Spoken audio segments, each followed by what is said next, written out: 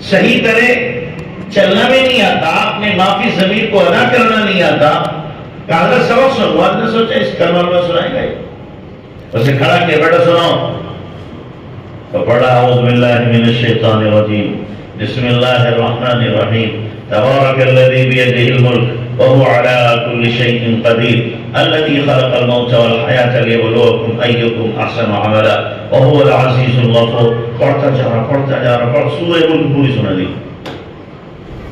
2 سال کے بچے نے سورہ ملک سنا دی۔ حضرت حیرت میں پڑ گئے، پردے سے پوچھا اس بہن سے، بہن اس بچے کو یاد کیسے ہوئی؟ یہ تو اپنی بات دل کی نہیں کہہ سکتا ہے، چتلاتا ہے، لیکن سورہ ملک پوری سنا رہا، کیسے یاد ہوئی اسے؟ کہا حضرت جب سے اللہ نے یہ نعمت مجھے یہ امانت دی ہے، اس دن سے لے کر آج تک میں نے روزانہ سونے سے پہلے اپنے بچے کو سورہ ملک سنائی ہے۔ آج اللہ نے وہ مجھے خوشگوار موقع عنایت فرمایا ہے کہ میرا بچہ آپ کو سنا رہا ہے۔ یہ ہے ماں، اس کو ماں کہا ہے، اس کو ماں کہا ہے۔ کہاں سے لائے اب ایسی ماں؟ کہاں سے لائے؟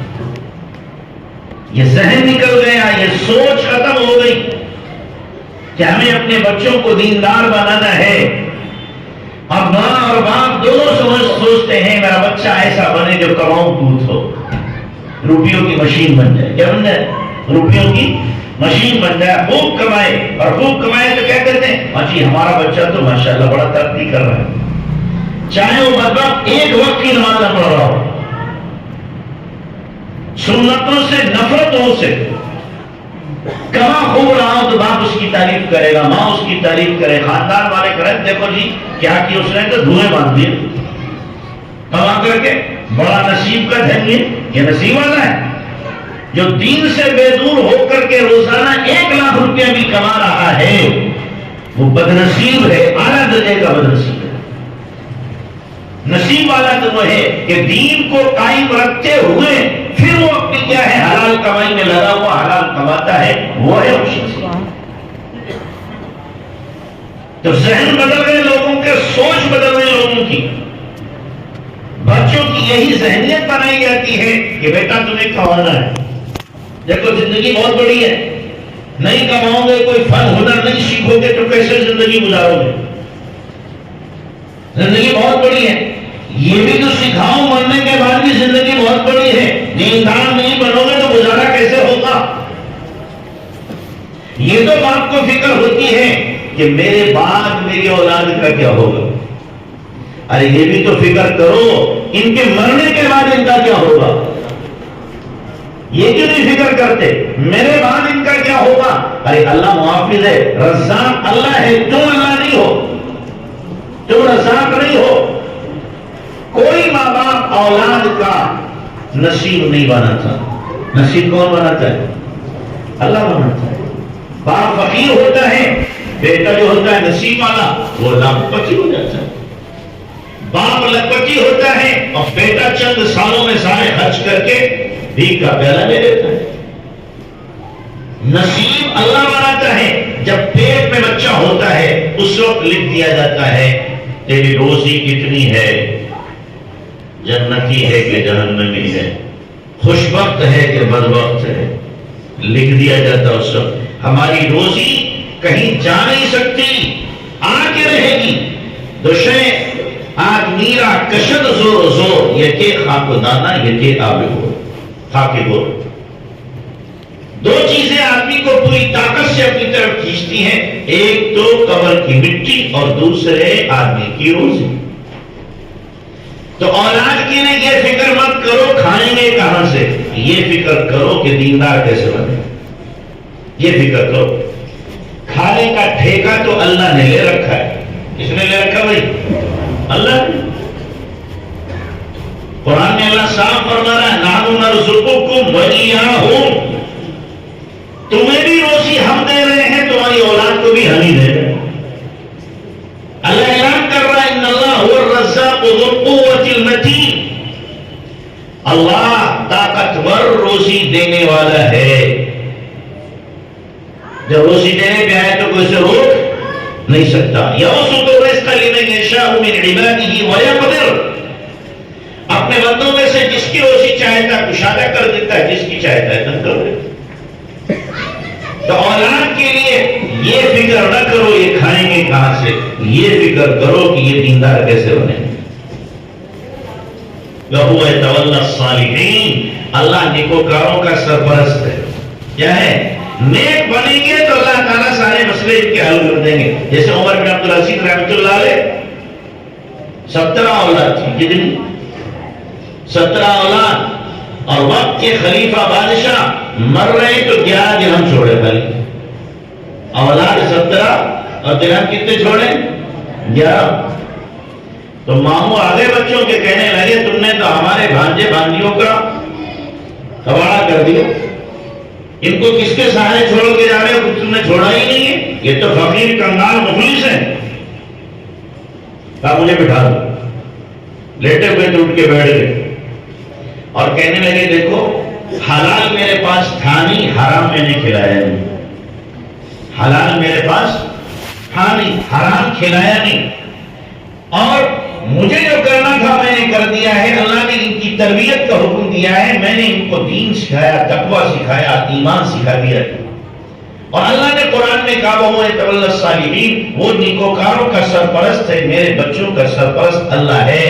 او مامو صاحب تم نہیں ہو، تم نہیں ہو نانا جی، تم نہیں ہو بچوں کے سرپرست، اللہ سرپرست ہے، ان کی سرپرستی کرے گا۔ پھر انتقال ہو گیا، 9 بیٹے تھے ان کے، 9 کے 9 بیٹے کسی نہ کسی صوبے کے گورنر بنے۔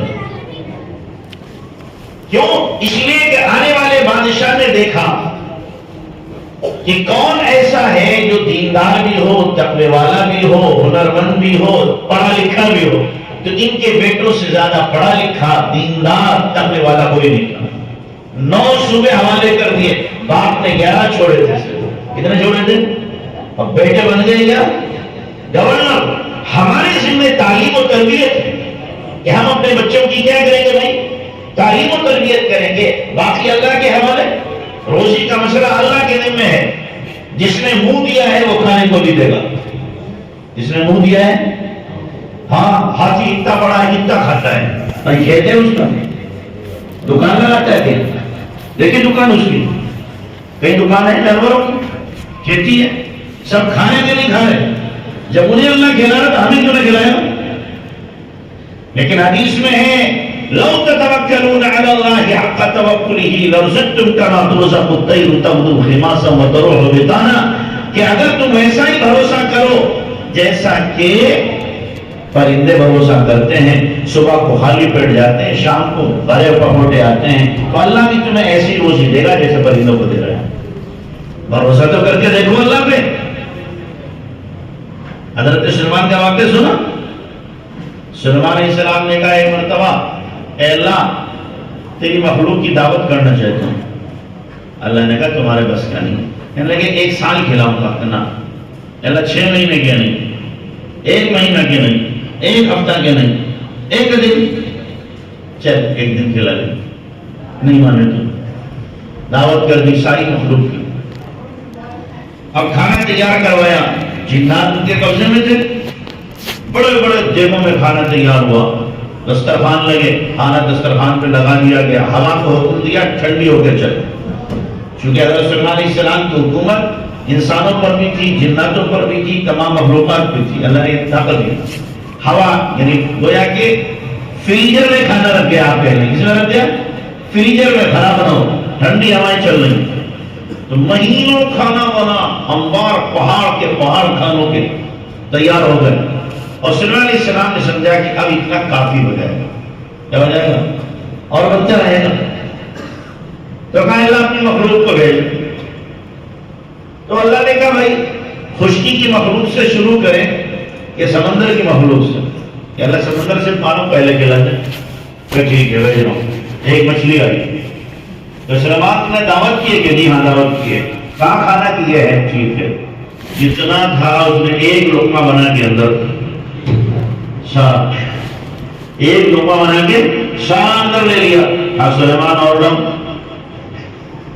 یعنی تو سارا نظارہ کھا کے اور مانگ رہی ہے؟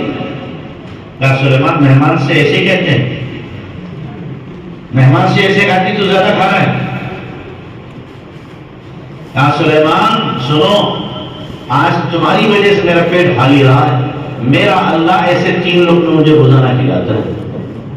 میرا اللہ ایسے 3 لقمے مجھے روزانہ کھلاتا ہے. 1 لقمہ تو نے کھلایا تو کہ بھوکے نہیں تیری وجہ سے.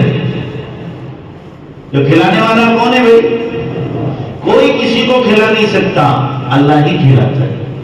نہ باپ کھلاتا ہے اولاد کو، نہ اولاد کھلاتی ہے ماں باپ. ذریعہ بن جاتے ہیں لیکن کھلانے والا کون ہے؟ بعض لوگ کیا سوچتے ہیں، میں کما رہا ہوں سارا گھر کھا رہا، میں نہ کہوں بھوکے مر جائیں گے. سوچتے ہیں کہ جی میں ڈاکٹر ہوں، میں انجینئر ہوں، میں پروفیسر ہوں، میں ماسٹر ہوں، میری اتنی تنخواہ آ رہی ہے، سارے گھر والے کھا رہے ہیں، میں کب ہو جاؤں گا کہ یہ سب مریں گے بھوکے. یہ غلط سوچتے. ان سب کا رزق تیرے پاس آ رہا ہے، تو تقسیم کرنے والا ہے. ان کو دینا بند کرے گا، اللہ تجھے بھی دینا بند کر دے گا. اللہ تجھے بھی کیا دینا بند کر دے گا. ان سب کا رزق تیرے ہاتھ سے تقسیم ہو رہا ہے. تو اس لیے بھائی ہمارے ذمہ کیا ہے، ہم اپنی اولاد کی کیا کریں؟ دینی تربیت کریں، ان کی تعلیم و تربیت کی فکر کریں. باقی روزی کی فکر نہ ہمارے ذمہ نہیں، وہ اللہ کے ذمہ ہے، وہ اللہ جانے.